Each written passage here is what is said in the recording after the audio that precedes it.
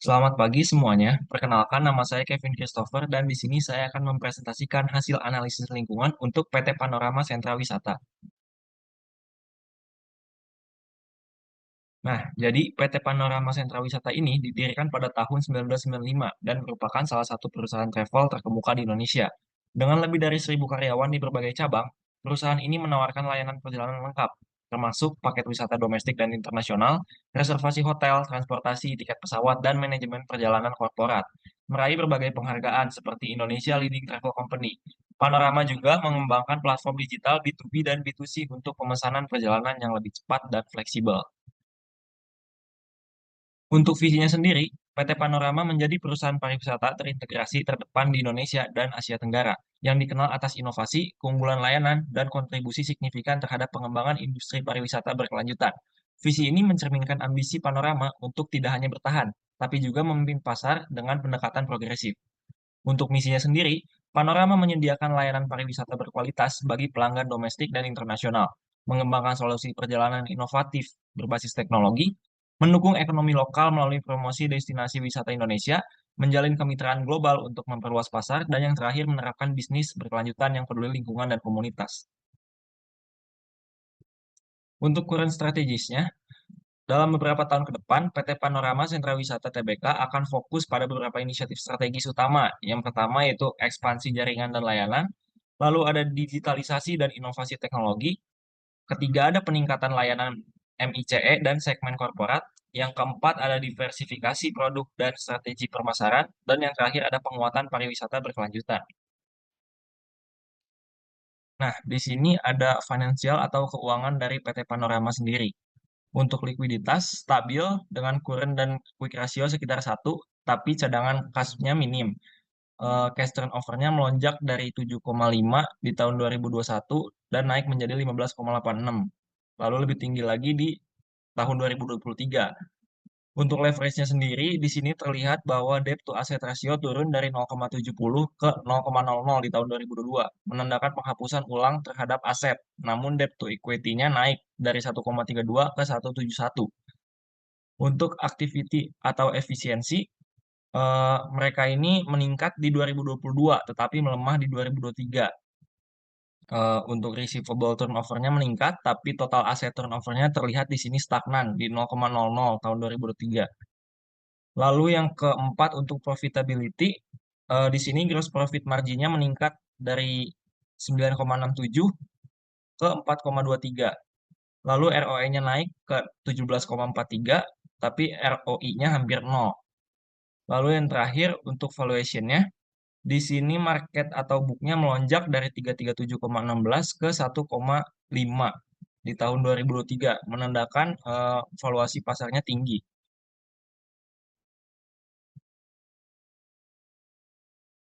Selanjutnya ada internal analisis untuk bagian yang strength. Untuk yang pertama ada jaringan bisnis luas dan kemitraan strategis. Jadi Panorama memiliki cabang di berbagai kota besar di Indonesia, didukung oleh platform online untuk reservasi kapan saja dan di mana saja. Lalu yang kedua ada diversifikasi layanan. Jadi Panorama ini dikenal sebagai agen perjalanan dan terpercaya dengan reputasi solid, menjadi nilai tambah dalam industri travel yang kompetitif. Lalu yang terakhir ada merek yang kuat dan reputasi baik di industri pariwisata. Panorama bekerja sama dengan maskapai, hotel, dan penyedia layanan global untuk menghadirkan perjalanan kualitas dengan harga kompetitif.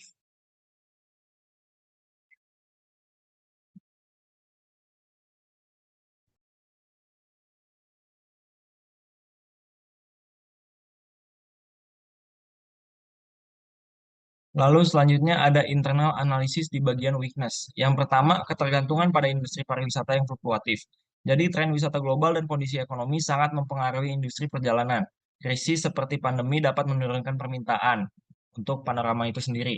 Yang kedua ada persaingan ketat. Agen perjalanan online dan platform digital dengan harga kompetitif menjadi tantangan bagi panorama dalam mempertahankan pangsa pasarnya, terutama di segmen pelanggan sensitif harga.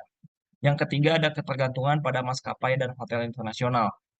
Cabang fisik dan tenaga kerja besar meningkatkan biaya operasional, menjadi tantangan saat permintaan perjalanan menurun.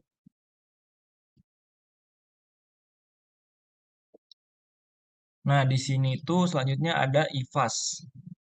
Mungkin hasil dari IVAS PT Panorama ini em, terdapat skornya 3,525, menunjukkan kekuatan internal yang dominan. Jaringan bisnis luas dan kemitraan strategis sebanyak 1,312 menjadi faktor utama keunggulan kompetitif, didukung oleh diversifikasi layanan 0,756, transportasi digital 0,417, serta merek kuat dan reputasi baik sebanyak 0,5.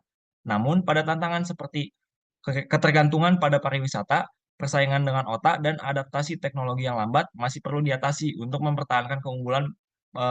Pengusaha harus mempercepat digitalisasi, mengurangi ketergantungan pada mitra eksternal, meningkatkan retensi karyawan, dan mengelola resiko industri agar tetap menjadi pemimpin di sektor pariwisata.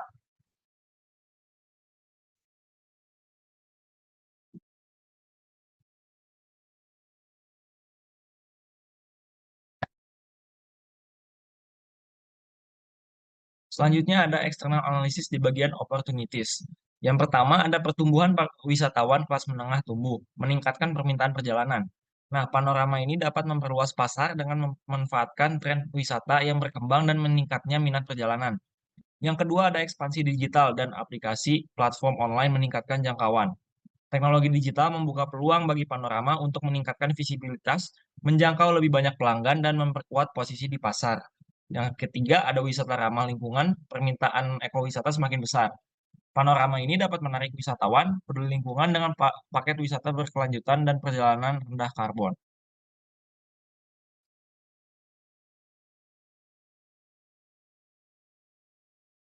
Selanjutnya untuk threats atau ancaman.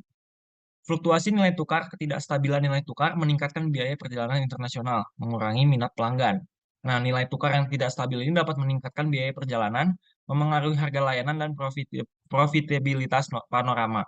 Lalu yang kedua ada kebijakan lingkungan seperti pajak karbon menambah biaya operasi panorama. Regulasi ketat menuntut panorama berinvestasi dan dalam operasional ramah lingkungan, meningkatkan biaya jangka pendek. Yang terakhir ada perubahan iklim yang menyebabkan gangguan perjalanan. Nah, seperti cuaca ekstrim dapat mengakibatkan perubahan iklim, mengganggu perjalanan, meningkatkan risiko ketidakpuasan dan memengaruhi reputasi panorama.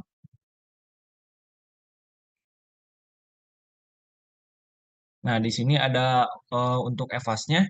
Jadi hasil EVAS dari PT Panorama ini menunjukkan peluang besar dari pertumbuhan wisatawan sebanyak 1,275, trend work action sebanyak 0,925, dan ekspansi digital sebanyak 0,396 yang dapat mendorong inovasi layanan.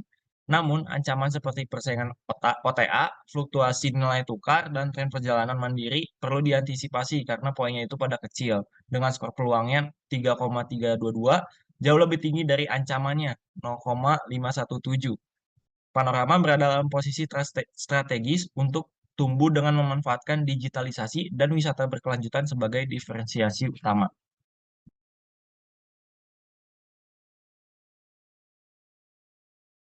Selanjutnya ada five porter. Yang pertama itu ada threat of new entrants. Jadi ancaman pendatang baru sedang karena industri pariwisata membutuhkan modal besar untuk jaringan distribusi dan kemitraan dengan maskapai serta hotel.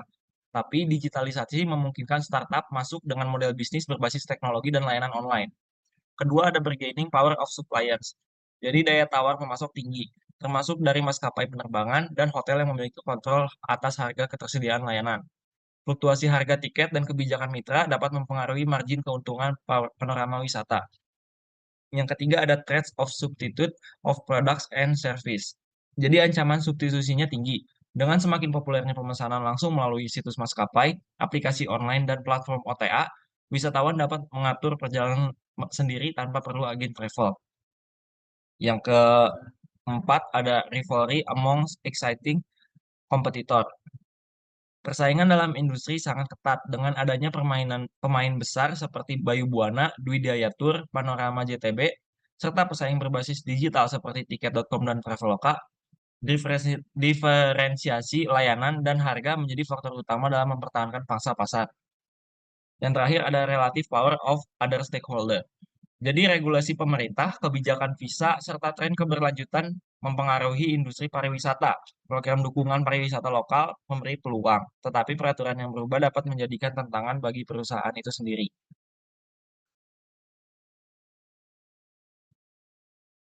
Nah, di sini ada strategic groups. Melihat dari gambar di samping, jadi panorama ini menempati posisi tertinggi dalam market coverage dan service diversification, menunjukkan jangkauan pasar yang luas serta layanan yang lebih beragam dibanding pesaingnya. Dengan kemungkinan memiliki banyak cabang, paket wisata yang lebih lengkap, serta layanan tambahan seperti MICE. Panorama sentra wisata unggul dalam menawarkan berbagai pilihan perjalanan yang komprehensif. Nah, di sini selanjutnya ada key factor of success. Yang pertama ada market position. Panorama ini memiliki jangkauan internasional lebih luas dibandingkan pesaing lainnya dengan skor 1,80. Yang kedua ada infrastruktur and quality of service. Panorama ini memiliki investasi lebih pada digitalisasi layanan dibanding Dwi Daya Tour sebanyak 1,60 dan Dwi Daya Tour sebanyak 1,40. Yang ketiga ada di verification. Panorama memiliki portofolio inbound dan outbound yang luas. Bayu Buana fokus pada MICE dan korporat, Dwi Daya lebih ke paket wisata domestik dengan skor Panorama 1,35. Yang terakhir ada manajemen dan human resource. Panorama JTB mendapat dukungan dari JTB Corporation. Bayu Buana unggul dalam pengalaman manajemen dan Dwi Daya meningkatkan SDM melalui program pelatihan dengan skor Panorama sebanyak 1,60.